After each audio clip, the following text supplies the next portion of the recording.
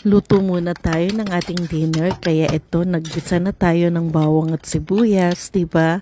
And then, syempre, halu-haluin lang natin ito.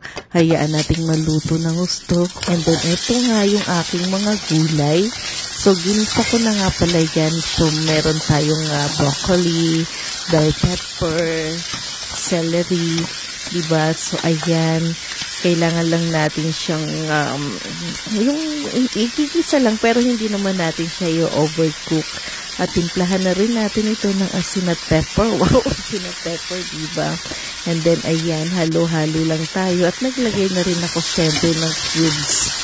Meat cubes yun, diba? O yung ating isa sa mga seasoning. So, halo-halo lang natin ito. And then, syempre, pamaya-maya lang ay hahanguin na nating lahat. Ayan na nga, sabi sa inyo, wag nating i-overcook diba? Kaya ayan, kunin na muna natin sila pansamantala and then set aside natin, diba? Dahil meron tayong gagawin pa na ating ito. So, yung ating panahog na manok ay atin munang pinalambot, diba? At ayun na nga, yung pinagsabawan niya, yun ang ating gagamitin para sa ating sauce na rin. So, naglagay na rin tayo, syempre, ng oyster sauce, and then halu-haluin lang natin hanggang sa matunaw yung ating oyster sauce, diba? And then syempre yung ating manok na kung saan natin siya pinakuluan, diba? And then naglagay na rin tayo ng slurry.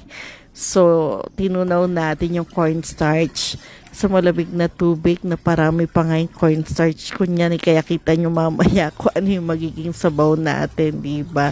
And then, syempre, ito na nga, nung kumulo na yung ating sabaw, nilagay na rin natin, syempre, yung ating cabbage and then yung enoki mushrooms, diba? Ayan, hayaan lang natin kumulo ito.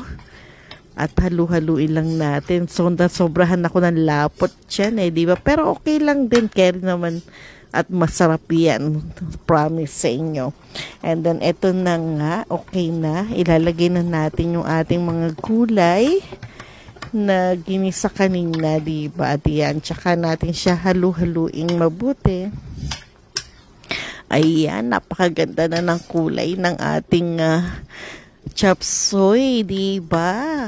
Talaga naman pong sa kulay pa lang talagang wow, katakam-takam na. Talagang promise nga diba? Napakasarap nito. Kaya okay na okay, diba? At napakasustansya pa. Kaya ano pang inaantay nyo? Abay, luto na to.